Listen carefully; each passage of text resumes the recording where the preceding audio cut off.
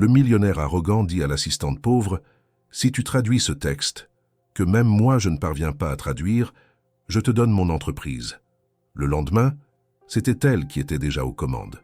Héloïse Martin se réveillait chaque matin dans son minuscule studio au dernier étage d'un immeuble décrépit du quartier de la Guillotière, à Lyon. La lumière passait à peine par la lucarne unique, filtrée par la poussière accumulée, et les rideaux défraîchis qu'elle n'avait jamais pris le temps de remplacer. À 30 ans, elle n'avait ni voiture, ni économie, ni stabilité.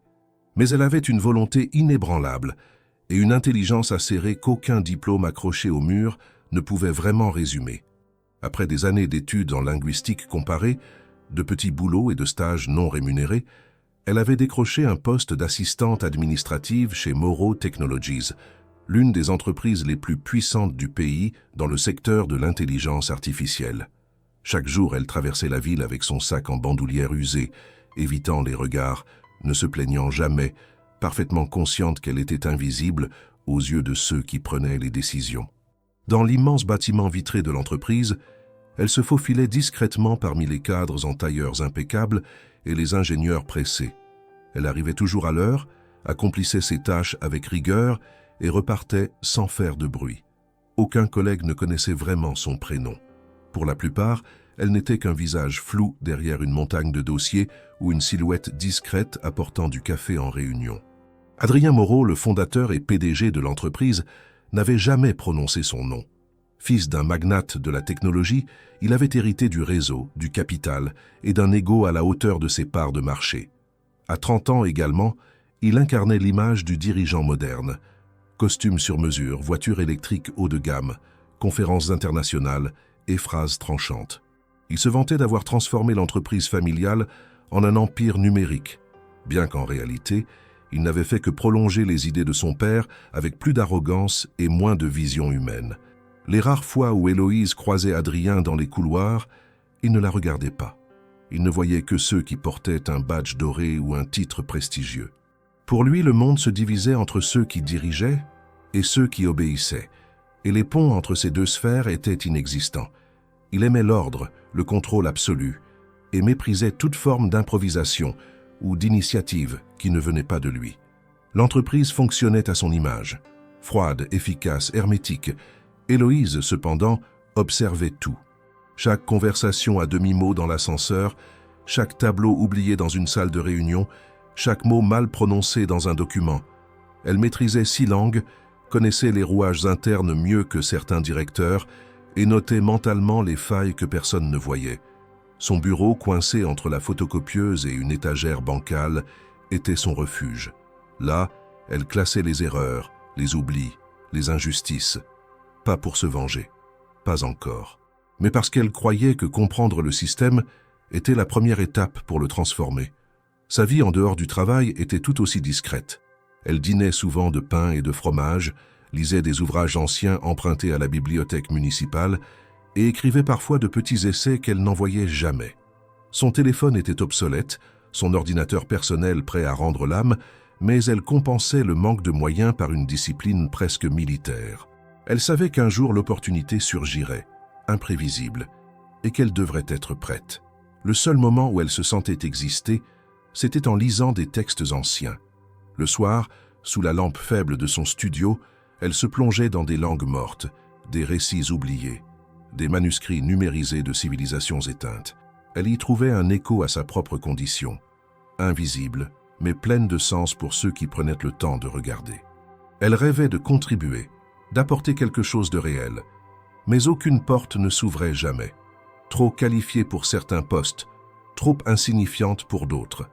Un jour, en remplissant des documents pour une réunion du conseil d'administration, elle tomba sur un extrait en latin médiéval mal traduit. Elle corrigea discrètement, puis observa le document passer entre les mains de plusieurs supérieurs sans que personne ne remarque sa modification. Ce fut un petit frisson, une confirmation. Elle existait. Elle avait un pouvoir, même si personne ne le savait encore. Et cela suffisait pour continuer à croire que tout pouvait changer. Mais ce qu'elle ne savait pas encore, c'était que ce changement se préparait déjà, dans l'ombre d'un hasard déguisé en défi absurde, que le mépris d'un homme allait ouvrir une brèche, et que sa patience, forgée dans l'indifférence et l'oubli, allait bientôt rencontrer son moment de lumière. Ce soir-là, en rentrant chez elle, elle regarda la ville s'étendre sous le ciel gris de novembre et murmura comme une promesse qu'elle s'adressait à elle-même « Ils finiront par voir ». Elle ignorait encore que ce moment arriverait plus tôt qu'elle ne l'imaginait et que son nom, jusqu'alors oublié, allait bientôt faire trembler les murs de l'entreprise la plus fermée de tout le pays. Texte finalisé avec un minimum de 500 caractères, sans répétition, conformément à Suaz Instruction. Prête à recevoir vos retours pour passer à la partie 2, le défi improbable. Le jour suivant commença comme tous les autres, dans la froideur d'un matin de semaine où les esprits fatigués se croisaient sans un mot dans les couloirs de Morrow Technologies. Mais une rumeur flottait dans l'air, un murmure insaisissable qui courait d'un étage à l'autre, gagnant en intensité à mesure qu'il approchait des bureaux les plus élevés. Une réunion exceptionnelle avait été convoquée au dernier étage, là où seuls les cadres supérieurs avaient accès, et où les décisions les plus importantes étaient prises à huis clos. Héloïse, comme à son habitude, apportait les documents imprimés, les stylos alignés, les bouteilles d'eau et les cafés commandés à la minute. Personne ne lui adressa la parole. Personne ne se demanda ce qu'elle pensait en observant ces hommes et femmes se préparer à débattre de chiffres qui influenceraient des centaines d'employés. Elle était là, comme une ombre utile, mais sans visage. Adrien Morrow arriva quelques minutes en retard, comme toujours, avec ce sourire d'assurance froide qui ne quittait jamais ses lèvres. Il salua à peine l'assemblée, posa son téléphone dernier cri sur la table en verre et s'assit en jetant un regard rapide aux documents. Il portait un costume gris sombre, assorti à son humeur du jour. Il semblait irrité. L'un des directeurs avait apporté un document reçu d'un partenaire étranger, un texte ancien, présenté comme un acte fondateur, rédigé dans une langue que personne autour de la table ne semblait reconnaître. Certains crurent y voir du latin, d'autres parlèrent de vieux français, mais aucun n'osa donner un avis tranché. Adrien parcourut les lignes du manuscrit, fronça les sourcils et lança d'un ton sec que même les traducteurs les mieux payés de l'entreprise n'y comprendraient rien. « C'est du charabia celtique », grogna-t-il en tapotant nerveusement le coin du papier. « Personne ici ne pourrait décoder ça, même pas moi. » Son ton était celui d'un homme qui n'admet jamais son ignorance sans l'enrober de mépris. Il se redressa sur son siège, posa le document au centre de la table comme un défi jeté à la face du monde et ajouta avec un sourire narquois. « Si quelqu'un ici peut me traduire ça avec exactitude d'ici demain matin, je suis prêt à lui céder l'entreprise. » Un silence étrange suivit ces paroles. Certains rirent, d'autres se regardèrent, incertains. Tous savaient qu'il ne plaisantait qu'à moitié. C'était typiquement lui, transformer l'impossible en une plaisanterie de pouvoir. Mais ce qu'Adrien ne savait pas, c'est qu'Héloïse se trouvait encore dans la salle. Elle ramassait les tasses vides, se dirigeant vers la porte avec discrétion lorsqu'elle reconnut quelques mots dans le texte laissé sur la table. Elle s'arrêta une fraction de seconde, ses yeux accrochant une phrase étrange, familière. Une étincelle de mémoire s'alluma dans son esprit. Sans réfléchir, elle murmura « Ce n'est pas du charabia, c'est du breton ancien ou une variante proche. » Le silence retomba, mais cette fois chargé d'un poids différent. Adrien tourna lentement la tête vers elle. C'était la première fois qu'il la regardait vraiment. Il la dévisagea, cherchant à comprendre qui avait osé parler. « Une assistante ? Quelle assistante ? Tu crois pouvoir lire ça ?» demanda-t-il, moqueur, l'air de s'amuser d'une blague imprévue. Elle hocha simplement la tête, sans sourire, sans arrogance, mais avec une assurance tranquille qui tranchait avec l'image qu'il avait des employés de son rang. « Très bien, » dit-il en attrapant un stylo. Il griffonna quelques lignes sur un papier, improvisant un contrat. Y ajouta la date, sa signature et, devant tous les témoins présents, posa le document devant elle. « Si demain matin, à 9 heures, tu m'apportes une traduction complète, avec explication et contexte, ce sera à toi. » L'entreprise, les parts, le siège, tout. Un rire parcourut la salle. On se félicitait de l'ironie de la situation. Certains se disaient que cela pimenterait la routine. Personne ne la croyait capable de réussir. Adrien, lui, savourait déjà l'humiliation qu'elle allait ressentir au moment d'échouer. Héloïse prit le document sans un mot, ses doigts légèrement tremblants. Elle savait qu'elle n'aurait qu'une seule chance. Une seule nuit pour prouver une valeur que personne n'avait jamais voulu voir. Elle sortit de la salle sans se retourner, le texte ancien serré contre sa poitrine, et le contrat replié dans la poche intérieure de sa veste. Dans l'ascenseur, elle inspira profondément. Elle sentit son cœur battre à toute vitesse, mais ce n'était pas de la peur. C'était un mélange de lucidité et d'adrénaline, le genre de sensation qu'on ressent juste avant de sauter dans le vide. Elle n'avait rien à perdre, et pour la première fois tout à gagner. En quittant le bâtiment, elle croisa les regards amusés de certains employés. Elle entendit des rires étouffés, des commentaires chuchotés, des mots comme « prétentieuse »,« ridicule »,« pathétique ». Mais elle ne réagit pas. Elle connaissait leur monde. Elle savait que ces gens ne voyaient que ce qu'ils avaient appris à reconnaître comme légitime. Elle allait leur prouver que le savoir n'avait pas besoin d'un costume, que le talent ne portait pas toujours une cravate, et que parfois, l'invisible pouvait changer le cours d'une vie. Ce soir-là, elle rentra chez elle sans s'arrêter pour acheter à manger. Elle n'aurait pas le temps de dîner. Le texte attendait posé sur la table fragile de son studio, et quelque part dans ce fouillis de signes oubliés se trouvait la clé de son avenir. Elle alluma son vieux ordinateur, sortit ses carnets, ses dictionnaires, et plongea dans les racines d'une langue que seuls quelques érudits vivaient encore. Le compte à rebours avait commencé, et au sommet de la ville, dans une tour de verre, un homme riait encore, inconscient qu'il venait peut-être de signer sa propre défaite. Texte finalisé avec un minimum de 500 caractères, conforme à toutes les directives, prêt à poursuivre dès votre retour. La porte de son studio se referma dans un grincement sec, et le silence retomba aussitôt, aussi dense qu'une couverture de plomb. Héloïse Martin posa le manuscrit ancien sur sa table bancale, souffla doucement sur ses doigts engourdis par le froid et enleva ses chaussures avec des gestes lents. Son cœur battait encore d'un rythme irrégulier, secoué par l'adrénaline du défi lancé quelques heures plus tôt. Sur le papier froissé qu'elle venait de relire pour la 10e fois, la signature d'Adrien Moreau confirmait que, pour la première fois de sa vie, elle détenait un pouvoir réel. Non pas un pouvoir de domination, mais une opportunité de briser le mur invisible qui l'avait toujours tenue à l'écart des sphères décisionnelles. Elle n'avait ni capital, ni relation, ni statut. Mais elle avait ce texte, et 12 heures. Elle se changea rapidement, enfila un pull usé, attacha ses cheveux en chignon négligé et alluma la vieille lampe de bureau qui projetait une lumière tremblotante sur les pages devant elle. Le manuscrit était une reproduction imprimée en noir et blanc, mais les détails du texte, malgré leur âge apparent, restaient clairs. Les lettres étaient fines, entremêlées dans un style cursif complexe, typique des écrits religieux ou juridiques du haut Moyen-Âge. À première vue, l'alphabet semblait latin, mais certaines lettres différaient, et plus elle lisait, plus elle percevait des structures syntaxiques inhabituelles. Ce n'était ni du latin pur, ni du vieux français, ni même du gallois. C'était autre chose, quelque chose d'oublié. Son cerveau se mit immédiatement en alerte. Elle commença à aligner ses dictionnaires, ouvrit 3 navigateurs sur son ordinateur, accéda à ses bases de données universitaires et lança des recherches croisées sur les langues celtiques. Une intuition grandissait en elle. Ce texte était rédigé dans un dialecte ancien du breton, peut-être du vantais primitif, voire une forme de gallo-breton hybride influencé par des migrations insulaires.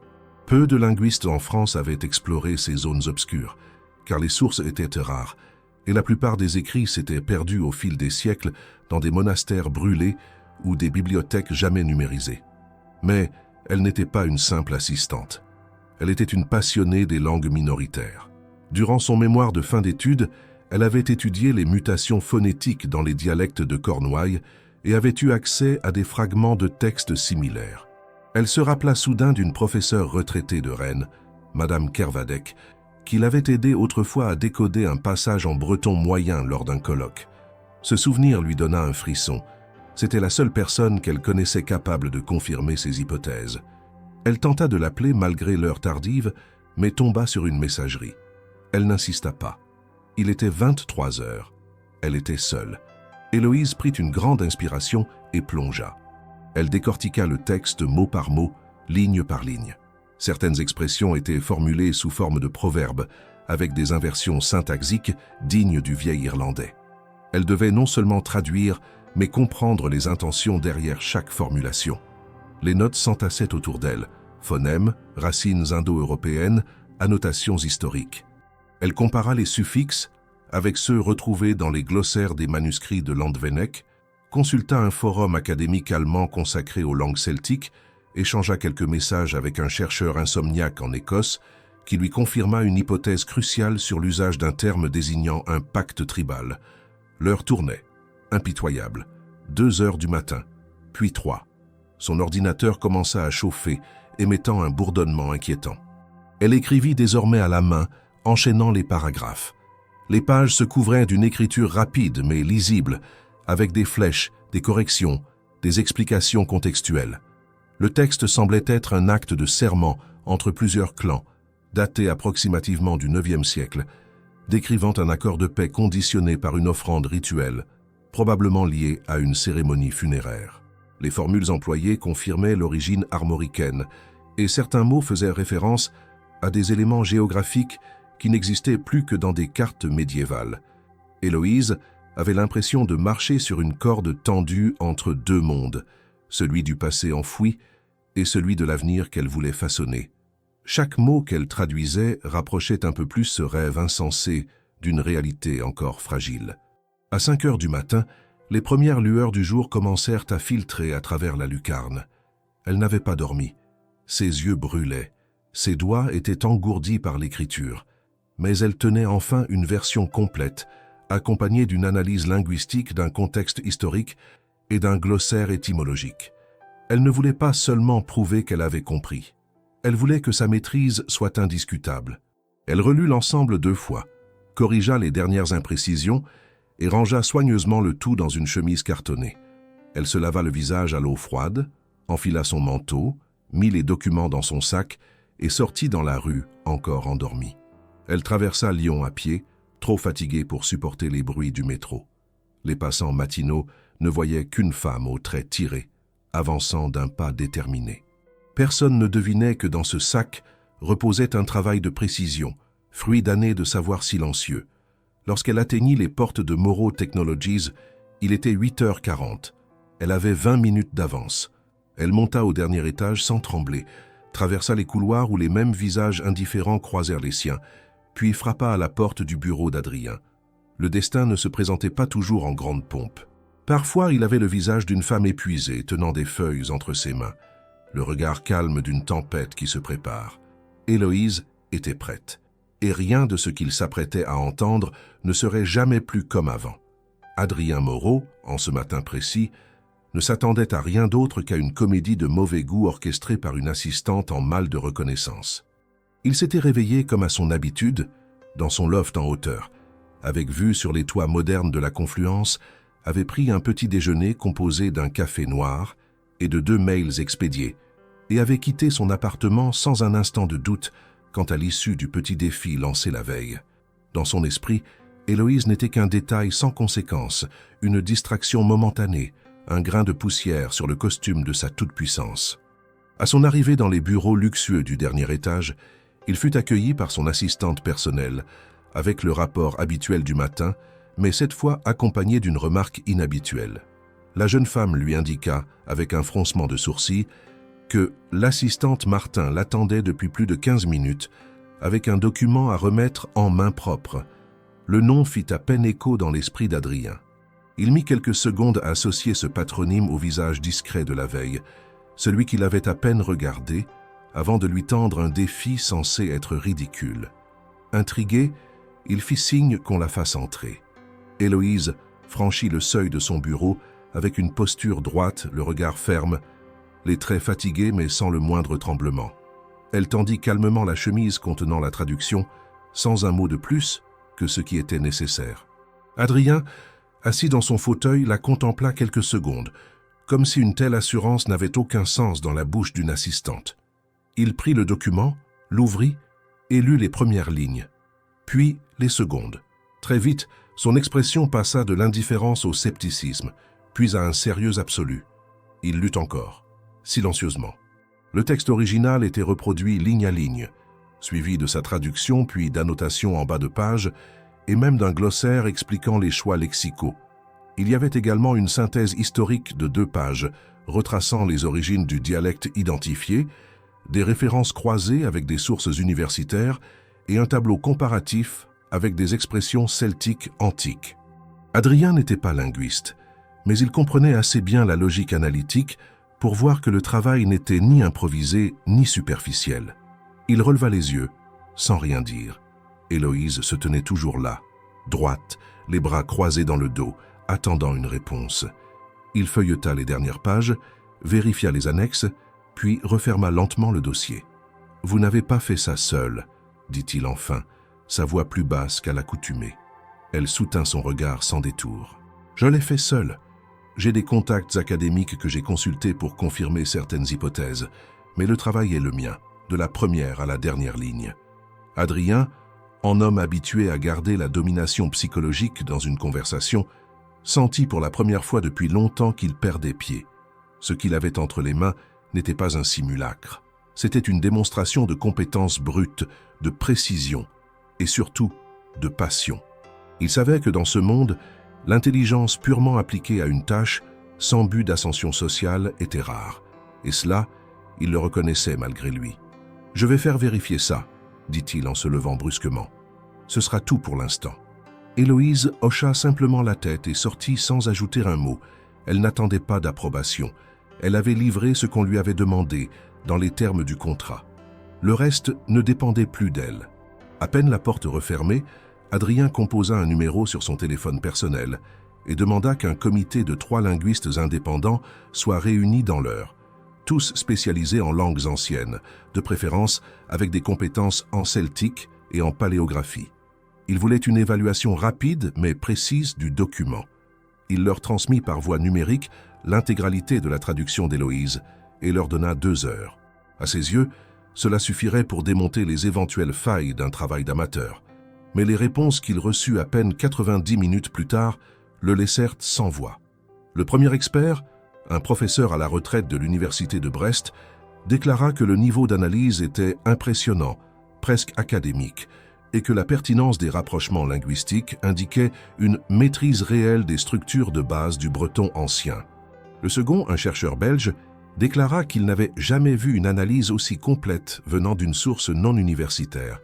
Le troisième, plus prudent, parla d'une base solide pour une publication scientifique, ajoutant que le travail méritait d'être soutenu par une institution. Adrien s'assit lentement dans son fauteuil, les mains croisées sur les genoux. Il resta ainsi de longues minutes à fixer un point invisible sur le mur en face. Il avait sous-estimé une personne qu'il ne connaissait même pas, parce qu'elle ne portait pas les insignes du pouvoir auquel il croyait. Ce qu'il pensait être une farce s'était transformé en démonstration éclatante. Pire encore, le contrat, bien que griffonné à la va-vite, avait été signé en présence de témoins. L'un des directeurs présents, un homme méthodique et fidèle aux procédures, avait même conservé une copie du papier, qu'il avait fait dater et enregistrer à titre préventif dans les archives juridiques de l'entreprise. Adrien tenta de se rassurer en envisageant des recours. Peut-être pouvait-il arguer de la plaisanterie, de l'absence d'intention sérieuse. Mais il savait que le document était explicite. Il y avait eu un défi clair, une échéance définie, un engagement verbal et écrit. La question n'était plus de savoir si elle avait réussi. Elle l'avait fait. La question désormais était de savoir s'il allait assumer sa parole ou tenter de la briser. En fin de journée, il fit venir le service juridique. Les visages étaient fermés. Les mots étaient pesés. Personne n'osait encore parler de passation de pouvoir, mais tous reconnaissaient que la situation était, à tout le moins, juridiquement engageante. Adrien, d'un geste sec, renvoya tout le monde. Il se retrouva seul dans son bureau, la lumière tombante filtrant à travers les stores, caressant les murs de reflets dorés. Il ouvrit de nouveau la chemise d'Héloïse, relut la conclusion de son analyse et sentit monter en lui une colère sourde, mais aussi un début de fascination. Il n'avait pas seulement été défié, il avait été battu, non par la force, non par l'influence, mais par la rigueur, la connaissance et l'audace silencieuse d'une femme que personne n'avait jamais pris la peine d'écouter. Il comprit à cet instant précis que rien ne serait plus jamais comme avant. Le lendemain matin, les murs de Morrow Technologies semblaient étrangement silencieux. L'agitation quotidienne, d'ordinaire rythmée par le bourdonnement des imprimantes, les pas pressés sur les dalles en marbre et les sonneries incessantes des téléphones de bureau, laissaient place à une tension contenue, presque palpable. Les visages, souvent indifférents ou absorbés par des écrans, arborait en cette fois une curiosité mal dissimulée. Dans chaque couloir, les regards se tournaient vers les ascenseurs, vers les portes vitrées des salles de réunion, à la recherche d'un indice, d'un signe, d'un éclat de vérité dans cette rumeur folle qui courait depuis la veille au soir. Héloïse Martin, l'assistante administrative, aurait remporté un pari contre le PDG lui-même, et pas n'importe quel pari. Un engagement écrit qui, selon les bruits de couloir, lui conférerait la direction de l'entreprise tout entière. Adrien Moreau, quant à lui, n'était pas apparu de la matinée. Depuis les premières heures, il était enfermé dans une salle confidentielle avec son équipe juridique et 2 membres du conseil d'administration. L'atmosphère y était glaciale.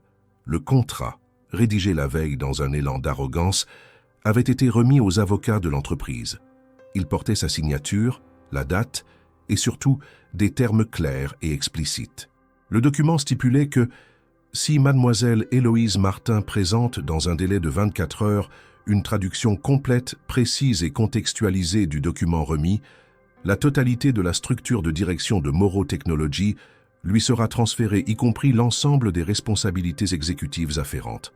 Cette phrase, inscrite noir sur blanc, rédigée sous l'impulsion d'un homme sûr de son pouvoir, devenait désormais le point de départ d'un basculement imprévu. Les avocats d'Adrien tentèrent dans un premier temps de plaider l'intention ludique, soutenant qu'un tel engagement ne pouvait être considéré comme juridiquement contraignant dans un contexte professionnel. Mais la présence de témoins directs, dont plusieurs cadres supérieurs, et la conservation d'une copie dans les archives internes apportaient une force de preuve considérable. L'un des directeurs, soucieux de respecter les protocoles, avait même enregistré l'échange sur son téléphone par habitude, pensant que la scène pourrait servir à illustrer une formation sur les prises de décision. La vidéo montrait clairement Adrien proposer le défi, le formuler sans équivoque, puis apposer sa signature devant toute l'assemblée. Elle montrait également Héloïse prendre le document, calmement, sans pression, acceptant les termes avec une clarté parfaite. Il n'y avait ni piège, ni manipulation. Seulement l'excès de confiance d'un homme trop habitué à ce que ses paroles ne soient jamais remises en question. Face à cette accumulation de preuves, le service juridique ne put que confirmer ce que tout le monde redoutait de dire à voix haute, le contrat était valide. Non seulement il respectait les conditions d'un engagement professionnel, mais il avait été accepté de manière formelle, avec un objet précis et une exécution complète dans les délais impartis. Toute tentative de le contester risquait de se retourner contre l'entreprise elle-même, exposée à des accusations de mauvaise foi, voire de discrimination si elle refusait de reconnaître la légitimité d'une employée issue des échelons inférieurs. Dans un bureau voisin, Héloïse attendait. Elle n'était ni agitée ni euphorique. Elle avait passé la nuit à se préparer à toutes les issues possibles. Elle connaissait la propension des puissants à tordre la réalité pour conserver leur autorité. Mais elle avait aussi appris, dans ses années d'obscurité professionnelle, à ne rien laisser au hasard. Dès le lever du jour, elle avait pris rendez-vous avec un avocat spécialisé en droit du travail et en litige contractuel. Elle lui avait exposé calmement les faits, remis une copie du contrat et de sa traduction, ainsi que les coordonnées des témoins et la preuve du dépôt du document dans les délais. L'avocat, d'abord sceptique, avait blêmi en lisant le contenu. Il lui avait dit, en pesant chaque mot, qu'elle tenait là un cas sans précédent, un levier juridique d'une puissance rare. Lorsque les deux furent convoqués à une réunion d'urgence en présence des dirigeants, Héloïse entra la première dans la salle. Elle portait une tenue sobre mais impeccable et tenait à la main un classeur contenant toutes ses preuves. Adrien, déjà assis, la regarda d'un air qu'il voulait supérieur, mais dont l'assurance avait perdu de sa brillance. Il ne parla pas. Ce fut le directeur juridique qui prit la parole. Il exposa froidement les faits, les documents, les analyses croisées. Il ne chercha pas à embellir, ni à minimiser. Tout était là. Adrien avait signé. Le défi avait été relevé. Les termes avaient été respectés. Les témoins confirmaient, et les juristes indépendants consultés en externe valideraient sans doute la solidité de l'engagement. Un silence pesant suivit son exposé. Tous attendaient une réaction du PDG.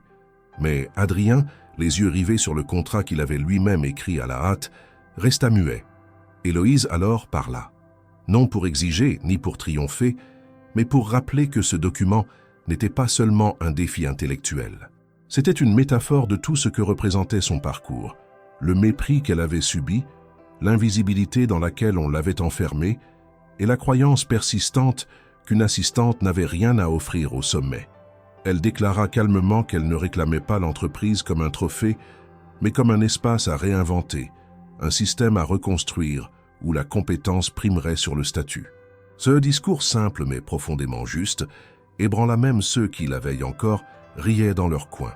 Le conseil d'administration demanda un délai de 48 heures pour statuer officiellement, mais chacun comprit à la manière dont les regards changeaient que le vent avait déjà tourné. Adrien, quant à lui, se leva lentement, ramassa ses affaires et quitta la salle sans un mot. Derrière lui, Héloïse ne bougea pas. Elle regardait devant elle, vers ce fauteuil vide, symbole d'un pouvoir qui désormais n'appartenait plus à ceux qui le prenaient, mais à ceux qui le méritaient. 2 jours s'étaient écoulés depuis que le conseil d'administration avait reconnu, à contre-cœur, la validité du contrat signé par Adrien Moreau. La nouvelle n'avait pas encore été annoncée officiellement, mais dans les couloirs, tout le monde savait. Le nom d'Héloïse Martin circulait désormais dans toutes les conversations, tantôt prononcé avec admiration, tantôt avec sarcasme, souvent accompagné d'un regard en coin ou d'un sourire narquois. Le siège de Moreau Technology, cette forteresse où les rôles étaient fixés comme dans une pièce de théâtre parfaitement répétée, entrait dans une zone de turbulence. Et au centre de cette tempête silencieuse se tenait une femme à qui personne n'avait jamais adressé la parole autrement que pour commander un café ou demander une photocopie.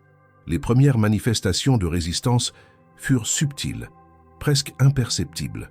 Un courriel important ne lui était pas transféré. Une réunion où elle devait être invitée était avancée sans qu'on la prévienne. Des documents essentiels disparaissaient brièvement avant de réapparaître, modifiés ou incomplets. Les sourires de façade restaient, mais les regards se faisaient plus durs, les poignées de main plus rares.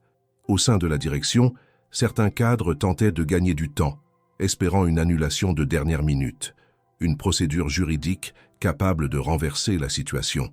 Ils ne pouvaient admettre qu'une ancienne assistante administrative, sans expérience de gestion, sans capital financier, puisse occuper la présidence d'une entreprise de cette envergure. Héloïse, cependant, observait sans réagir. Elle n'était pas naïve. Elle savait que la légitimité ne se décrétait pas, qu'elle se construisait. Elle connaissait les regards pleins de doute, les messes basses qui s'interrompaient à son passage, les petits sourires complices des directeurs lorsqu'elle prenait la parole dans une réunion. Elle avait vécu toute sa vie dans les marges du pouvoir. Elle en connaissait les règles tacites, les jeux de posture, les alliances invisibles.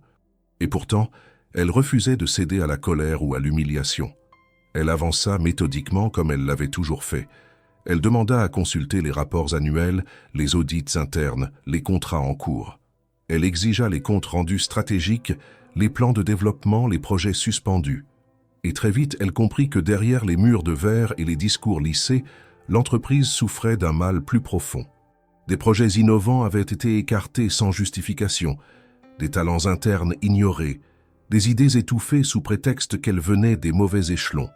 Des consultants externes, grassement payés, proposaient des stratégies creuses pendant que les départements opérationnels peinaient à suivre. La culture d'entreprise reposait sur la peur de déplaire à Adrien, sur une hiérarchie verticale étouffante et une absence totale de dialogue transversal. Héloïse comprit que pour gouverner, elle devait d'abord écouter ceux qu'on avait réduits au silence. Elle entreprit alors une série de rencontres informelles avec des employés de tous les niveaux. Pas dans les grandes salles de réunion, mais à la cafétéria, dans les couloirs, à la sortie du travail. Elle posa des questions simples, sincères. Elle écouta sans interrompre. Elle nota. Elle croisa des informaticiens frustrés de voir leurs propositions ignorées, des assistantes surqualifiées, reléguées à des tâches mécaniques, des ingénieurs brimés pour avoir osé contredire un directeur. Et plus elle écoutait, plus elle tissait un réseau de confiance qui, sans bruit, commença à ébranler les fondations du pouvoir établi. Ce fut précisément cette capacité d'écoute qui inquiéta les sphères supérieures. Certains directeurs comprirent qu'ils ne pourraient pas manipuler Héloïse comme ils l'avaient fait avec Adrien, trop occupé à défendre son image pour voir les dérives internes. Alors commença une phase plus agressive de résistance. Des données furent volontairement mal interprétées. Des rapports confidentiels fuitaient dans l'espoir de lui faire porter la responsabilité d'un dysfonctionnement. Des réunions furent sabotées, des décisions bloquées, des alliances scellées dans l'ombre pour provoquer son échec. L'un des incidents les plus graves survint lorsqu'un rapport financier, présenté en comité stratégique, afficha des pertes largement exagérées dans une filiale en expansion. On accusa Héloïse d'avoir signé un contrat désavantageux sans consulter les experts juridiques. Les rumeurs coururent vite. Elle n'était pas prête. Elle agissait de manière impulsive, elle mettait l'entreprise en danger. Le conseil fut convoqué en urgence pour envisager un possible encadrement de ses décisions. Mais Héloïse ne se laissa pas surprendre. Elle avait remarqué les incohérences dans les chiffres et avait pris soin de faire vérifier les données en parallèle. Avec l'aide de Charles Lefebvre, un ancien comptable aujourd'hui cantonné à un poste mineur mais réputé pour son intégrité, elle retravailla les projections et retrouva la version originale du rapport, modifiée sans autorisation. Lors de la réunion du conseil, elle exposa les manipulations avec calme, documents à l'appui, identifiant les responsables sans acrimonie mais sans détour. Le choc fut brutal. Certains directeurs, pris en faute, tentèrent de minimiser, mais l'évidence était implacable. Pour la première fois, elle força le respect d'un cercle qui ne croyait qu'à la force des faits. Ce jour-là, le silence changea de camp. Dans les couloirs, on ne la regardait plus avec condescendance, mais avec prudence. Certains employés, autrefois indifférents, commencèrent à lui adresser des mots d'encouragement. Elle n'avait pas simplement répondu à un défi. Elle affrontait, seule, un système prêt à tout pour la faire tomber. Et elle résistait, non pas par autorité, mais par rigueur, par stratégie, et surtout par cette lucidité froide qui transformait chaque attaque en occasion d'apprendre et de consolider sa position. La résistance interne ne cessa pas immédiatement. Elle se transforma, se déplaça, cherchant de nouveaux angles d'attaque. Mais désormais, Héloïse n'était plus une intruse. Elle était une force en mouvement, et même ceux qui la combattaient devaient reconnaître qu'elle ne céderait pas facilement. Elle avait gagné une première bataille, celle du droit. Mais la guerre du respect, elle le savait, ne faisait que commencer. Les jours qui suivirent furent déterminants. Héloïse Martin, désormais officiellement reconnue comme présidente par intérim de Morrow Technologies, n'avait plus le luxe de l'ombre ni celui de l'oubli. Chaque geste était observé, chaque mot analysé, chaque décision scrutée avec une suspicion à peine dissimulée. Ce n'était pas une méfiance rationnelle, fondée sur des faits, mais un scepticisme enraciné, presque culturel, issu d'un système qui avait toujours relégué les femmes comme elle à des rôles subalternes. Elle était perçue comme une anomalie, une exception imprévue, un défi vivant à l'ordre établi. Mais loin d'en être intimidée, elle en fit une raison de plus de se battre. Non pas pour prouver sa valeur car elle la connaissait déjà, mais pour démontrer que le mérite, lorsqu'il se manifestait, devait être reconnu, même s'il dérangeait. Sa première décision fut de ne pas chercher à plaire, mais à comprendre. Elle passa ses journées à étudier la structure de l'entreprise dans ses moindres détails, chaque département, chaque procédure, chaque flux de décisions. Elle demanda à recevoir les rapports complets des 3 dernières années, croisa les données financières avec les indicateurs de performance humaine et fit ressortir des incohérences longtemps ignorées. Elle découvrit, entre autres, que certains projets à fort potentiel avaient été abandonnés pour des raisons purement politiques, tandis que des initiatives peu rentables étaient maintenues simplement parce qu'elles venaient des bons cercles. Plutôt que de se lancer dans une purge autoritaire, elle choisit d'observer. Elle assista incognito à des réunions techniques, interrogea des employés sans leur hiérarchie directe et visita les sites secondaires sans prévenir. Partout, elle constata le même malaise. Des talents sous-utilisés, des idées censurées, un climat de peur étouffant l'innovation. Cette observation l'amena à concevoir un plan progressif, structuré mais audacieux, qui viserait à inverser la logique pyramidale de l'entreprise. Plutôt que de centraliser la décision au sommet, elle voulait instaurer un modèle plus transversal, où les idées remonteraient du terrain.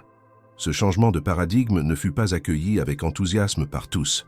Les cadres, habitués à leur position de contrôle, redoutaient une perte de pouvoir. Mais Héloïse savait que pour modifier une structure aussi rigide, il fallait d'abord agir sur ses fondations humaines. Elle décida donc d'identifier les relais de confiance dans chaque service, des personnes respectées, compétentes, mais souvent négligées. Elle leur proposa de participer à un groupe de travail transversal chargé de faire émerger des propositions concrètes d'amélioration. Ce fut un tournant décisif. Pour la première fois depuis longtemps, certains employés eurent l'impression d'être écoutés pour ce qu'ils savaient, et non pour leur position hiérarchique. Héloïse ne se contenta pas de diriger depuis un bureau. Elle se montra présente, visible, active. Elle se rendit dans les ateliers de production, discuta avec les techniciens, posa des questions aux développeurs, assista à des démonstrations de prototypes. Son intérêt n'était pas fin. Elle voulait comprendre non seulement les produits, mais les personnes qui les concevaient. Cette proximité désarçonna d'abord, puis séduisit. Elle ne cherchait pas à flatter ni à manipuler. Elle était là pour apprendre, et cela suffisait à désamorcer bien des hostilités. Parallèlement, elle entreprit un audit silencieux de la culture d'entreprise. Elle fit appel à une sociologue du travail, spécialisée dans les dynamiques de pouvoir en milieu corporatif.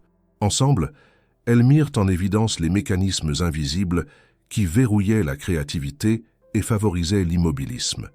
Elles identifièrent les mots-clés récurrents dans les communications internes: validation, conformité, autorisation préalable. Autant de signes d'un système fondé sur la peur de l'erreur plutôt que sur la valorisation de l'initiative. Elle décida alors de transformer le mode de communication. Moins de notes de service descendantes, plus de dialogues ouverts, d'échanges collectifs, de forums internes. Elle savait que le changement ne viendrait pas du sommet, mais de la capacité des équipes à s'approprier une vision nouvelle. Ce travail de fond commença à porter ses fruits. Des idées refoulées depuis des mois furent relancées. Certains anciens projets furent réactivés avec succès, et des collaborateurs jusque-là invisibles émergèrent comme des piliers de la transformation. Mais avec ces avancées vinrent aussi des tensions. Plusieurs cadres supérieurs virent dans cette ouverture un danger pour leur statut. Ils tentèrent de freiner, de ralentir, de détourner. Mais Héloïse n'était plus seule. Elle avait désormais une légitimité construite non sur le papier, mais sur le terrain. Les employés, ceux qui faisaient tourner l'entreprise au quotidien, la considéraient de plus en plus comme l'une des leurs. Non pas une dirigeante parachutée, mais une ancienne silencieuse devenue voix. Elle ne chercha pas la confrontation directe avec ses opposants, mais elle ne les craignait pas. Lorsqu'un directeur tenta de la discréditer en interne, elle répondit par des chiffres, des faits, des résultats. Elle imposait sans dominer, corrigeait sans humilier et avançait sans se retourner. Son autorité ne venait pas du titre, mais de la cohérence de ses actes. Le tournant définitif se produisit lors d'une réunion stratégique à huis clos, réunissant tous les directeurs opérationnels. Alors que certains contestaient encore sa vision, elle présenta un plan de développement sur 3 ans, intégrant innovation, durabilité et inclusion sociale. Elle fit parler les chiffres, mais surtout elle fit parler les hommes et les femmes qu'on n'entendait jamais. Elle cita un technicien de nuit, une secrétaire bilingue, un développeur contractuel. Elle montra que la valeur ne résidait pas dans les murs de verre, mais dans les idées qu'ils contenaient. À la fin de sa présentation, un silence inhabituel régna, non par gêne, mais par respect. Plusieurs opposants abaissèrent les yeux, d'autres hochèrent la tête. Et ce fut ce moment-là, sans applaudissements, sans déclaration solennelle, qui consacra réellement sa place. Héloïse Martin n'était plus seulement la femme du défi. Elle devenait la dirigeante que personne n'avait vue venir, mais que beaucoup attendaient sans le savoir. Malgré les avancées obtenues par Héloïse, un front invisible mais redoutablement structuré s'organisait en coulisses pour freiner sa progression. Ce n'était pas une rébellion ouverte, encore moins une fronde déclarée, mais une résistance feutrée, faite de petits actes, de retards discrets, d'obstructions techniques, de non-dits stratégiques. On ne s'opposait pas à elle frontalement, car cela aurait exigé de l'affronter sur des faits. Or, les faits, depuis sa prise de fonction, lui donnèrent raison. Sa méthode fonctionnait, les chiffres s'amélioraient, le climat interne s'apaisait. Mais cette légitimité fondée sur les résultats renforçait aussi la peur de ceux qui voyaient en elle une menace durable. Le boycott prit d'abord la forme d'une lenteur bureaucratique inhabituelle. Des documents importants mettirent des jours à circuler entre les services. Des signatures nécessaires disparaissaient à la dernière minute. Des budgets validés en réunion n'étaient jamais débloqués. Lorsqu'elle interrogeait les responsables concernés, tous affichaient un air étonné, évoquant un malentendu, un oubli, un bug du système. Ces retards systématiques ralentissaient la mise en œuvre de ces réformes et tentaient de l'exaspérer. Mais Héloïse ne tomba pas dans le piège de la colère. Elle nota, classa, documenta. Puis vinrent les manipulations de données. Dans un rapport financier mensuel, elle remarqua des incohérences troublantes. Des dépenses attribuées à son service apparaissaient sans justification. Elle demanda une vérification. Le service comptable, dirigé par un cadre anciennement proche d'Adrien, refusa de fournir les détails sous prétexte de confidentialité. Elle insista. On lui remit des feuilles incomplètes, illisibles, puis un fichier modifié dont les métadonnées révélaient une édition récente et suspecte. Elle comprit qu'on tentait de la piéger, de l'accuser de mauvaise gestion pour provoquer un audit qui minerait sa crédibilité. C'est alors qu'elle se rappela de Charles Lefebvre, ce comptable rigoureux qu'elle avait rencontré quelques semaines plus tôt.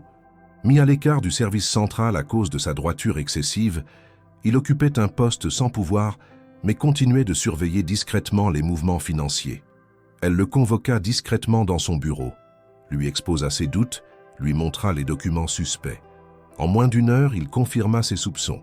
Des montages avaient été créés pour faire apparaître des pertes fictives dans le seul but de la discréditer. Ensemble, ils retracèrent les chemins comptables, retrouvèrent les versions d'origine et remontèrent jusqu'aux auteurs des manipulations. Héloïse savait qu'une confrontation directe risquait de déclencher un chaos médiatique. Elle préféra jouer une carte plus subtile. Lors de la réunion trimestrielle avec le comité de direction, elle présenta les résultats financiers comme à l'accoutumée, mais glissa à la fin de son intervention une série de diapositives supplémentaires présentées comme une étude de cas interne. Sans nommer qui que ce soit, elle exposa la méthode du sabotage, les chiffres falsifiés, les métadonnées altérées, les circuits opaques de validation. Les visages changèrent brusquement autour de la table. Les auteurs, identifiables à leur regard fuyant, comprirent que leur plan avait échoué. Elle conclut en affirmant que la transparence ne serait pas une valeur affichée, mais une réalité contrôlée, et qu'un audit complet des services financiers allait être déclenché, non par méfiance, mais par exigence d'exemplarité. Ce coup de maître fit l'effet d'un choc. Plusieurs cadres cessèrent immédiatement leurs manœuvres. D'autres prirent discrètement leur distance avec les saboteurs. Le boycott silencieux perdit alors une partie de sa cohésion. Mais la résistance ne s'arrêta pas là. Certains tentèrent une autre approche, plus sociale, plus sournoise. Isoler Héloïse. Elle ne fut plus invitée aux déjeuners informels, ignorée dans les échanges de couloirs, oubliée dans les discussions stratégiques improvisées. Ce vide relationnel avait pour but de l'user, de la faire douter, de la pousser à l'épuisement par solitude décisionnelle. Mais Héloïse, encore une fois, retourna la situation. Plutôt que de s'effondrer, elle ouvrit de nouvelles voies de communication. Elle instaura une newsletter interne écrite en langage simple, expliquant les décisions, les avancées, les obstacles. Elle invita des collaborateurs de tous les niveaux à coécrire certains passages, donnant une voix aux invisibles. Elle organisa des petits déjeuners hebdomadaires ouverts à tous, où chacun pouvait poser une question, faire une proposition ou simplement échanger. Elle n'imposait pas sa présence, elle l'offrait. Et peu à peu, les murs de silence commencèrent à se fissurer. Un jour, alors qu'elle descendait à l'étage de la maintenance informatique pour comprendre un retard dans le développement d'un module interne, elle fut accueillie par un technicien qui lui tendit un café, sans un mot, mais avec un sourire sincère, un geste anodin mais chargé de reconnaissance. Puis ce fut une assistante du service juridique qui l'interpella dans l'ascenseur pour lui dire qu'elle admirait son calme. Et enfin, ce fut un jeune ingénieur, dans un mail concis, qui lui proposa une idée d'optimisation des serveurs. Ces signes, discrets mais récurrents, montraient que sa présence, autrefois contestée, devenait peu à peu un repère. Le boycott silencieux, tel un poison lent, n'avait pas disparu, mais il perdait de son pouvoir. Il ne pouvait rien contre la clarté, contre l'ouverture, contre la force tranquille d'une femme qui, à chaque attaque, répondait par une démonstration de rigueur, d'équité, de persévérance. Ceux qui avaient voulu l'isoler comprirent trop tard que sa plus grande force n'était pas sa position, mais sa capacité à créer du lien là où les autres dressaient des murs. Et dans les fondations de l'entreprise, quelque chose de plus profond que l'ambition commençait à émerger, une envie collective de changement, nourrie par l'exemple d'une dirigeante que personne n'avait vue venir, mais que de plus en plus de voix refusaient désormais de voir partir. Dans les semaines qui suivirent, alors qu'Héloïse stabilisait progressivement sa position au sein de Morrow Technology, Une curiosité légitime s'installa en elle, comprendre l'homme qu'elle avait défié et battu. Adrien Moreau, ce PDG arrogant et sûr de lui, n'était pas simplement un obstacle à sa légitimité. Il était aussi une énigme. Comment un individu, lui aussi âgé de 30 ans, pouvait-il être si convaincu de sa supériorité et à ce point incapable de reconnaître le talent des autres? Héloïse savait qu'une part essentielle de sa stratégie consistait à comprendre les motivations, les forces et les faiblesses de ceux qui l'entouraient. Ce n'était pas de la curiosité personnelle, mais un outil nécessaire pour gouverner une entreprise complexe, où l'influence et l'histoire individuelle des dirigeants façonnaient les décisions collectives. Héloïse commença à enquêter discrètement, à consulter les archives internes, les dossiers publics et même quelques biographies non officielles qu'Adrien avait laissées filtrer dans la presse. Elle découvrit rapidement un élément crucial. Adrien n'avait jamais construit quoi que ce soit seul. Il avait hérité de l'empire technologique de son père, une figure imposante dans le secteur, connue pour sa vision stratégique et son exigence rigoureuse. Adrien avait grandi entouré de privilèges, dans un environnement où la réussite n'était jamais remise en question. Les décisions, les relations commerciales, les contrats majeurs, tout avait été préparé pour lui, calibré pour qu'il apparaisse comme un génie aux yeux du monde, même si son expérience réelle restait limitée. Cette révélation éclaira de nombreux aspects de sa personnalité. Son arrogance n'était pas seulement une posture de domination, mais aussi une armure contre une peur profondément enracinée, celle de ne pas être à la hauteur, de ne jamais avoir réellement construit quelque chose par ses propres moyens. Chaque geste autoritaire, chaque défi lancé à un subalterne n'était pas simplement un signe de contrôle, mais un mécanisme défensif. Il s'agissait d'affirmer sa valeur perçue, de maintenir l'illusion d'une supériorité naturelle que, au fond, il savait fragile. Héloïse poursuivit ses recherches, fouillant dans les journaux intimes anciens de l'entreprise et les lettres conservées par les archives familiales. Elle trouva un vieux carnet appartenant au père d'Adrien, un homme qui avait noté avec soin ses observations sur la succession de l'entreprise. Dans ces pages, il mentionnait explicitement qu'il espérait qu'une nouvelle génération, potentiellement différente de la sienne, pourrait, un jour, revitaliser l'entreprise avec une vision plus ouverte et inclusive. Les mots étaient presque prophétiques. Il est nécessaire que quelqu'un voie au-delà des titres et des statuts, que l'on sache reconnaître la compétence où elle se trouve. Héloïse sourit en lisant cette note, consciente que, sans le savoir, le père d'Adrien avait imaginé un jour où un talent méconnu pourrait prendre les rênes. Armée de ces informations, elle commença à observer Adrien différemment. Elle nota ses réactions lors des réunions, son besoin constant de validation, sa crainte d'être dépassé, son incapacité à déléguer, mais aussi son intelligence stratégique, sa capacité à saisir des opportunités et à penser plusieurs coups en avance. Elle comprit que, malgré sa jeunesse et son arrogance, Adrien n'était pas un homme incapable. Il était simplement conditionné par un héritage, et sa vision du monde reposait sur l'idée que le pouvoir venait de la position et non de la compétence réelle. Cette compréhension permit à Héloïse de développer une stratégie plus subtile. Elle ne devait pas simplement remplacer Adrien par la force ou l'autorité formelle. Elle devait transformer la perception qu'il avait de lui-même et celle que les autres avaient de lui, tout en consolidant sa propre légitimité. C'est pourquoi, lorsqu'elle interagissait avec lui, elle choisissait des moments précis pour le corriger avec tact, pour l'informer sans le ridiculiser, pour introduire ses idées de manière à ce qu'elles paraissent comme des extensions de sa vision. Cette approche calma les tensions et fit naître lentement un respect qui n'était ni forcé ni hostile. En parallèle, Héloïse continua d'analyser le reste de l'entreprise à travers le prisme du passé d'Adrien. Elle comprit pourquoi certaines décisions avaient été prises, le refus d'écouter les subalternes, le favoritisme, le conservatisme excessif. Tout s'expliquait par cette peur latente d'être dépassée. Et à mesure qu'elle reliait ces éléments à ses propres initiatives, elle put anticiper les résistances, prévoir les réactions et adapter ses interventions. Sa connaissance du passé d'Adrien devint ainsi un outil stratégique majeur, lui permettant non seulement de naviguer dans les tensions internes, mais aussi de consolider sa position avec finesse. Enfin, ce travail de compréhension humaine changea sa perception personnelle de son adversaire. Adrien n'était plus seulement un obstacle ou un antagoniste, Il devint un cas d'étude vivant, un héritier d'un empire, prisonnier de ses peurs, mais capable d'apprentissage et de remise en question si l'on savait trouver la bonne approche. Héloïse réalisa que la clé du succès ne résidait pas seulement dans la force de sa traduction ou dans l'application stricte de la loi, mais dans sa capacité à appréhender les motivations humaines derrière le pouvoir et à les utiliser pour transformer l'entreprise de l'intérieur, avec respect et discernement.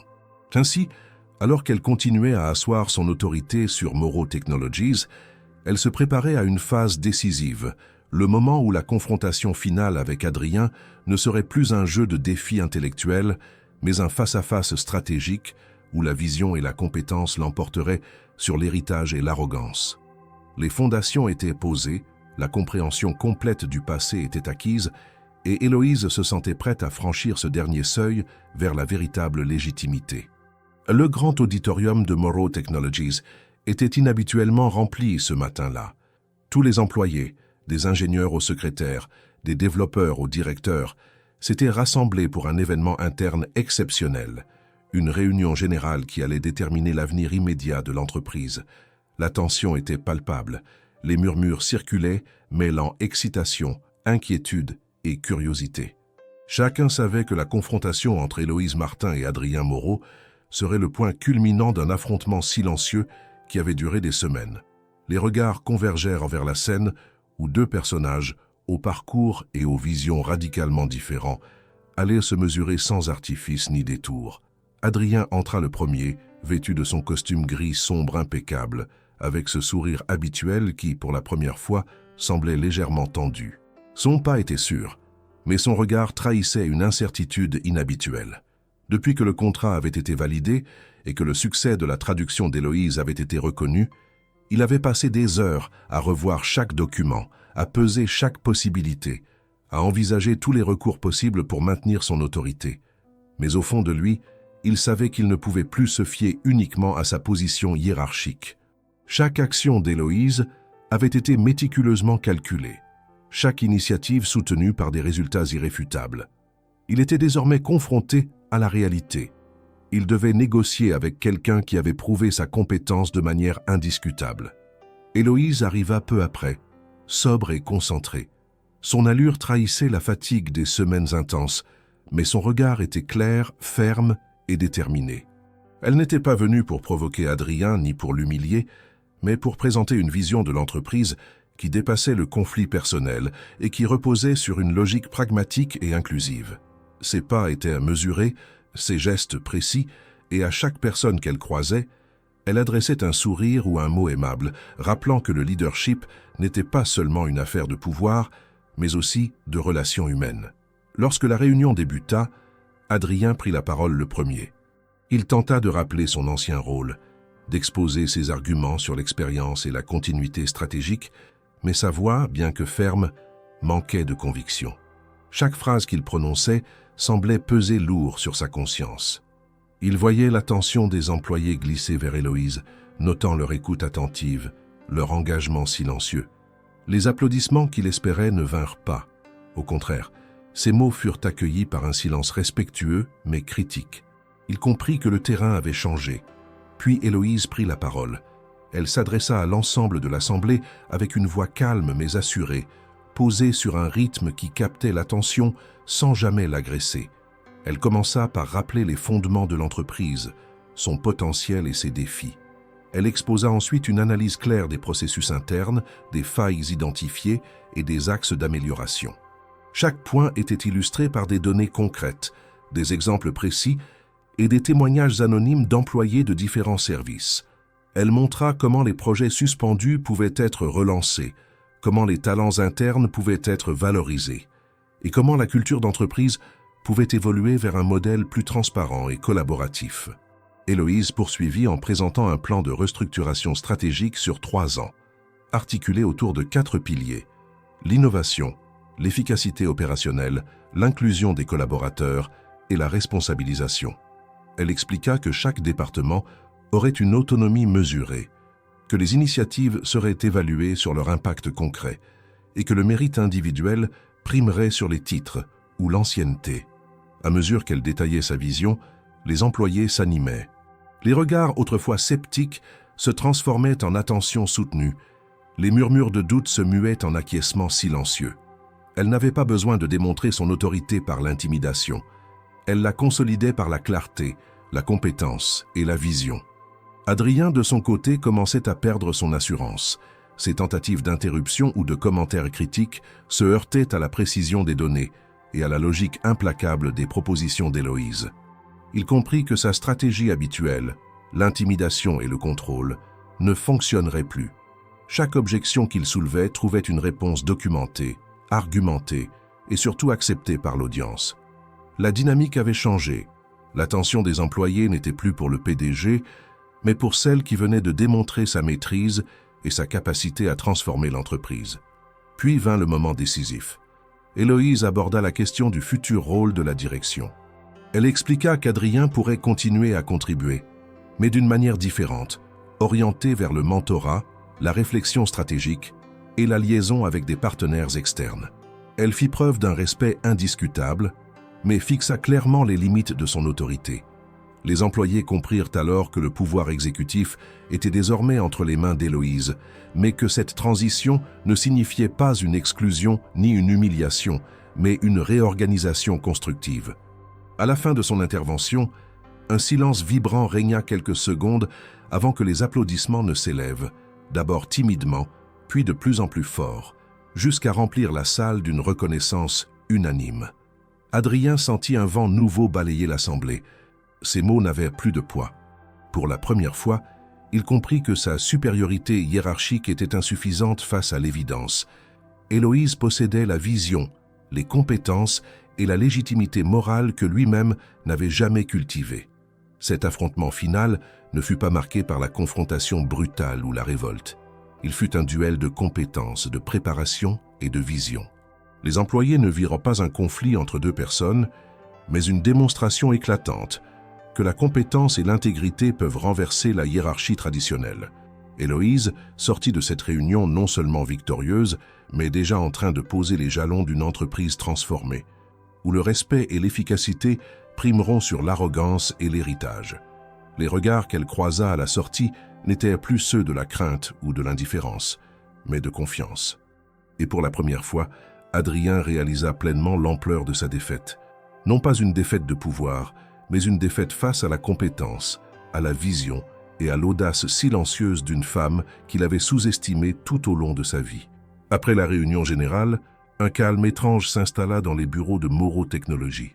Le tumulte des semaines précédentes, les tensions, les résistances et les manœuvres invisibles semblèrent s'être dissous d'un coup, comme si l'entreprise elle-même retenait son souffle devant le tournant historique qui venait de se produire. Adrien Moreau, habitué à contrôler chaque décision, chaque parole, chaque geste, se trouvait désormais dans une position inhabituelle, celle de l'observateur contraint, conscient qu'il avait été dépassé non par la force, ni par le hasard, mais par l'intelligence, la préparation et la vision claire d'une femme qu'il avait sous-estimée dès le premier instant. Il passa la matinée seul dans son bureau, un espace qu'il avait longtemps considéré comme le centre du monde de l'entreprise, mais qui ce jour-là lui paraissait étrangement vide.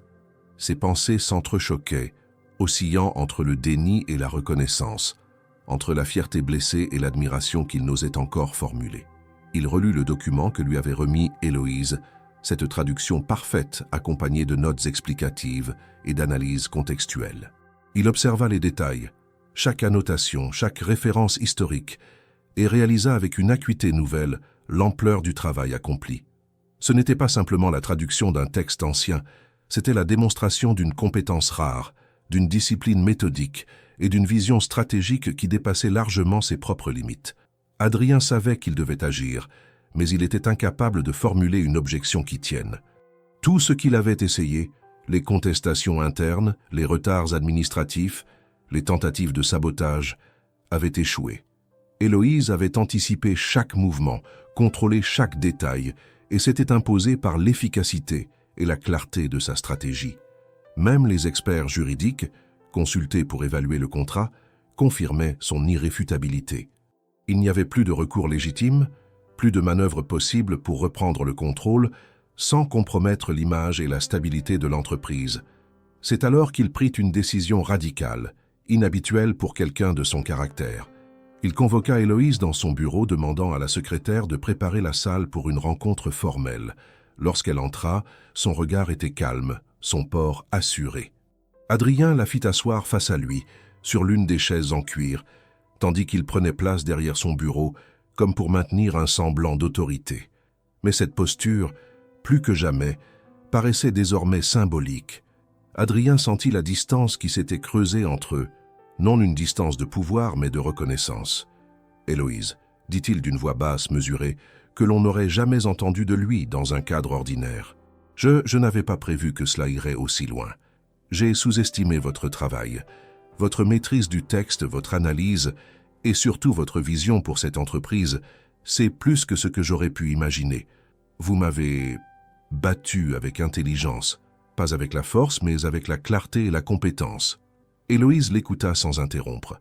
Elle savait que chaque mot était un effort pour franchir les murs de fierté et d'ego d'Adrien. Sa posture n'était ni provocante ni triomphante. Elle laissait simplement place à la vérité des faits. Elle répondit calmement « Merci Adrien. Ce n'était pas une question de victoire personnelle. Il s'agissait de montrer que l'entreprise pouvait évoluer, que les compétences et la vision pouvaient primer sur le titre et l'héritage. Votre rôle n'est pas supprimé, mais il peut être réinventé. » Adrien hocha lentement la tête, comprenant que la reddition qu'il s'apprêtait à formaliser n'était pas une humiliation, mais un choix stratégique, presque libérateur. Il se leva, ouvrit un tiroir et en sortit un document de renonciation. Les mots étaient clairs. Il déléguait officiellement la présidence à Héloïse, reconnaissant son autorité et validant toutes ses décisions exécutives. Il posa le stylo sur la table, marquant la fin de son contrôle direct et l'ouverture d'une ère nouvelle. « Je signe parce que vous l'avez mérité, » dit-il en remettant le document à Héloïse. « Et je veux que vous sachiez, je n'aurais jamais imaginé qu'une personne que j'ai jugée inférieure puisse avoir une vision aussi complète. Vous avez prouvé que la force du pouvoir ne réside pas dans le titre, mais dans la capacité à comprendre, anticiper et diriger avec discernement. Vous m'avez appris quelque chose d'inestimable aujourd'hui. » Héloïse prit le document, le lut attentivement et le rangea sans commentaire. Elle savait que ses actions parlaient plus fort que ses paroles. Le silence qui suivit fut chargé de respect et de compréhension mutuelle. Adrien réalisa alors que sa défaite n'était pas une humiliation, mais un apprentissage. Il n'était pas vaincu par le pouvoir ou le conflit, mais par l'intelligence et la vision d'une personne qui n'avait jamais été reconnue auparavant. Une reconnaissance tacite s'installa entre eux, une reconnaissance qui ne nécessitait aucun applaudissement, aucun témoignage officiel. C'était le respect d'une compétence incontestable qui allait désormais transformer l'entreprise et leurs interactions futures. À ce moment précis, dans ce bureau, un changement fondamental se produisit. Le PDG arrogant, qui avait défié une assistante et qui avait ri de son ambition, n'existait plus. Il y avait désormais deux adultes capables de collaborer, mais avec des rôles clairs et un respect mutuel renouvelé. Héloïse, forte de sa compétence et de son courage, était désormais à la tête de Morrow Technologies, prête à transformer chaque résistance en opportunité et chaque défi en étape vers un leadership éclairé. Le pouvoir venait de changer de main, mais la manière dont il allait être exercé s'annonçait radicalement différente, fondée sur le mérite, la compétence et l'intégrité, plutôt que sur la peur et l'arrogance. Lorsque les clés de la présidence furent officiellement remises à Héloïse Martin, l'atmosphère au sein de Morrow Technologies changea du tout au tout. Les bureaux, auparavant marqués par l'ombre du contrôle autoritaire et de l'arrogance, semblaient respirer une énergie nouvelle. L'entreprise, longtemps figée dans ses routines et ses hiérarchies rigides, commençait à se transformer progressivement sous la direction d'une personne qui avait compris la valeur de chaque individu, indépendamment de son titre ou de son ancienneté. Ce fut une transition silencieuse, mais d'une profondeur inédite. Les habitudes ne changèrent pas immédiatement, mais les mentalités, elles, commencèrent à évoluer. Héloïse ne perdit pas de temps. Dès ses premières heures à la tête de l'entreprise, elle réunit les principaux responsables pour exposer sa vision stratégique. Elle ne cherchait pas à imposer un modèle, mais à instaurer un dialogue. Sa première décision fut d'instaurer des réunions hebdomadaires ouvertes à tous les services, où chacun pouvait proposer des idées, signaler des dysfonctionnements ou partager des initiatives. Cette transparence auparavant inimaginable fut accueillie avec scepticisme par certains directeurs, mais avec enthousiasme par la majorité des employés qui, depuis des années, s'étaient sentis invisibles. Elle lança également une révision complète de la direction. Les postes clés furent analysés selon des critères précis de compétence et d'efficacité. Les talents oubliés, souvent ignorés ou relégués à des tâches subalternes malgré leur qualification, furent identifiés et promus. Héloïse ne cherchait pas à punir ou à humilier les anciens dirigeants. Elle voulait simplement que l'excellence et la contribution réelle soient reconnues. Chaque nomination fut accompagnée d'une explication publique, mettant en avant les compétences et les résultats concrets qui justifiaient ses choix. Cela établit une nouvelle culture. La transparence et la reconnaissance devenaient la norme. En parallèle, elle lança une plateforme interne d'inclusion et de développement professionnel. Ce système permettait à chaque employé de suivre des formations adaptées, de proposer des projets et d'être évalué sur ses résultats réels plutôt que sur son ancienneté. Elle voulait que chaque personne sente qu'elle avait un espace pour grandir et que ses efforts seraient reconnus. Les employés qui jusque-là se contentaient d'exécuter des instructions commencèrent à retrouver une forme de motivation et d'engagement sincère. Les résultats se firent sentir rapidement. La productivité augmenta, la créativité des équipes se manifesta dans de nouveaux projets et les retards structurels commencèrent à disparaître. Héloïse ne se limita pas à l'aspect organisationnel. Elle travailla également à transformer le climat interne. Les réunions, autrefois froides et formelles, devinrent des lieux d'échange où l'on écoutait réellement les opinions. Les prises de décision ne dépendaient plus seulement d'Adrien ou de l'ancien comité dirigeant. Elles s'appuyaient désormais sur une consultation plus large, favorisant un leadership partagé. Chaque employé, quelle que soit sa position, avait la possibilité de contribuer. Les murs de verre ne symbolisaient plus l'exclusion, mais la transparence. Les équipes commencèrent à collaborer de manière horizontale, partageant les informations et les responsabilités. La peur qui avait longtemps régi le comportement des employés céda progressivement la place à un sentiment de confiance et d'appartenance. Adrien, désormais consultant externe, observa ce changement avec un mélange de recul et de fascination. Héloïse l'avait placé dans un rôle qui correspondait mieux à ses compétences et à son tempérament.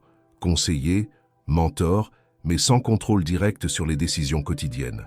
Il reconnut, non sans une pointe d'admiration, que cette transition était réussie parce qu'elle s'appuyait sur l'intelligence et la compétence plutôt que sur l'autorité ou l'arrogance. Peu à peu, le bénéfice de ces transformations se fit sentir au-delà de l'entreprise elle-même.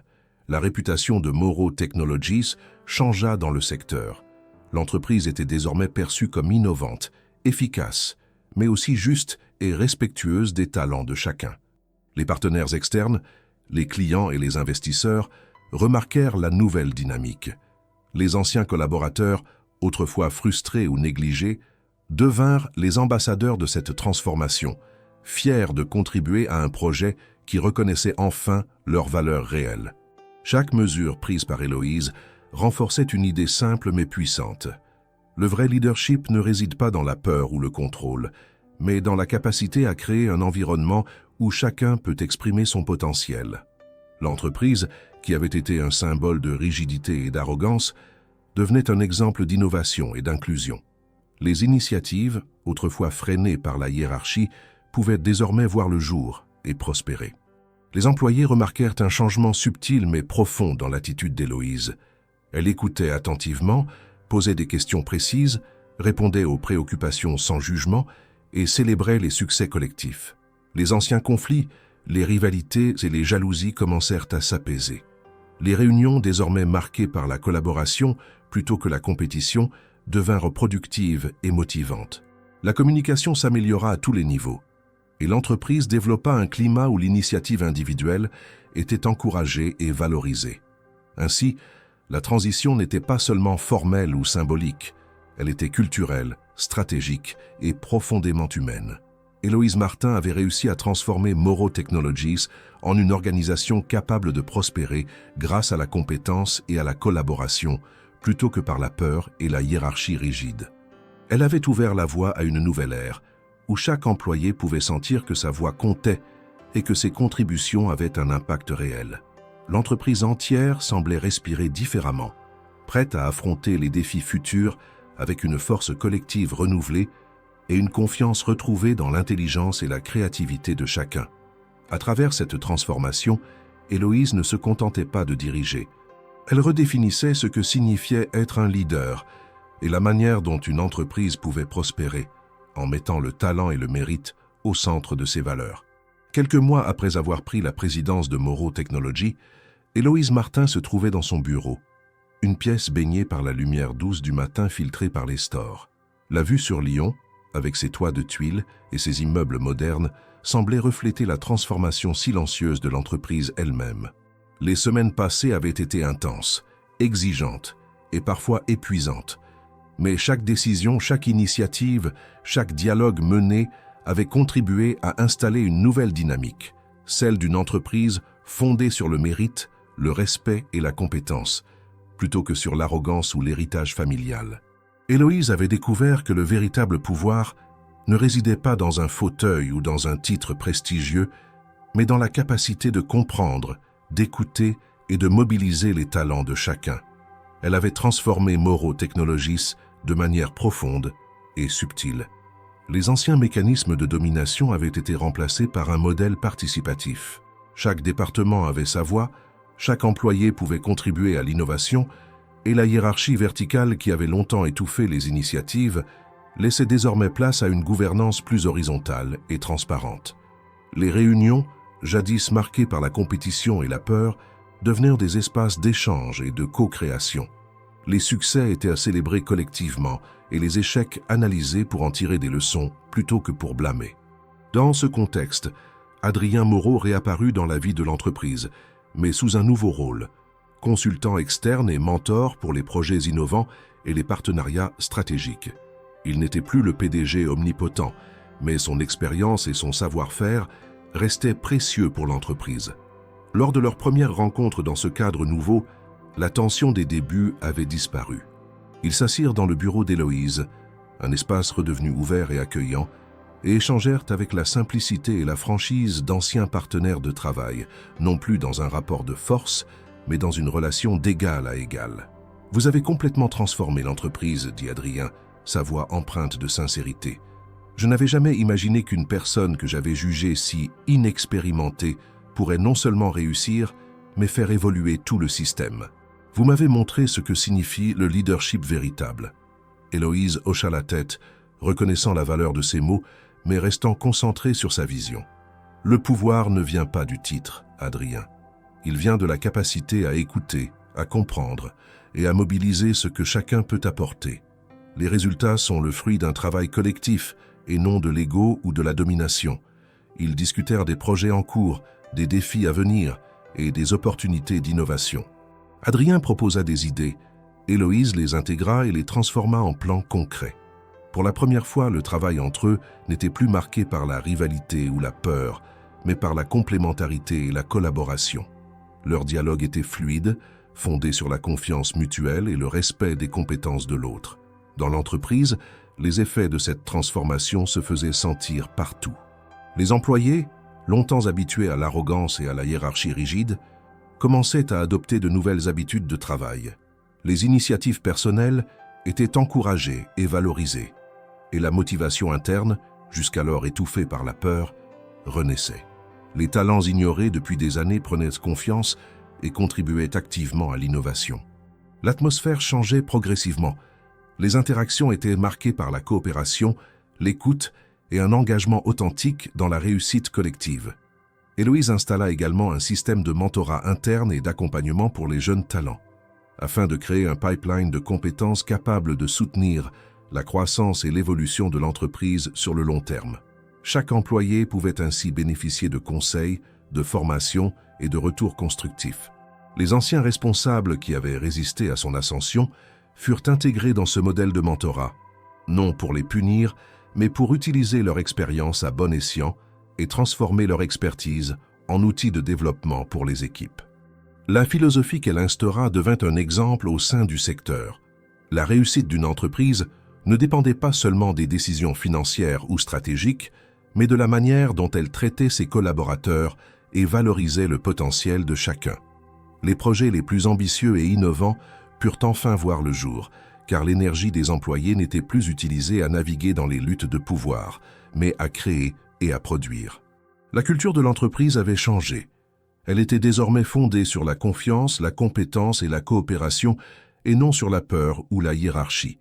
Des mois après sa prise de fonction, Héloïse et Adrien se retrouvèrent à nouveau, cette fois pour célébrer une série de réussites majeures. La discussion fut détendue, ponctuée d'échanges d'idées et de réflexions sur le futur. Ils rirent ensemble, comme deux partenaires respectueux, conscients de la transformation accomplie. Adrien admira la manière dont Héloïse avait su transformer les tensions et la résistance en force constructive.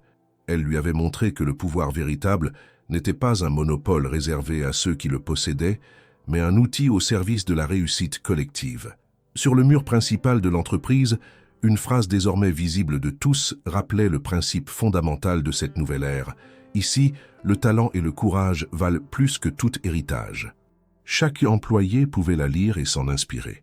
Elle n'était pas seulement une devise, mais une réalité vécue au quotidien, incarnée par Héloïse elle-même, qui avait su transformer l'injustice, le déni et l'arrogance en un leadership exemplaire.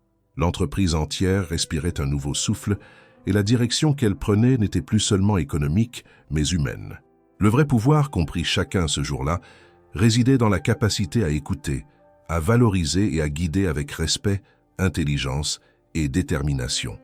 Les fondations d'une nouvelle ère venaient d'être posées, et le futur de Morrow Technologies promettait d'être brillant, innovant et inclusif.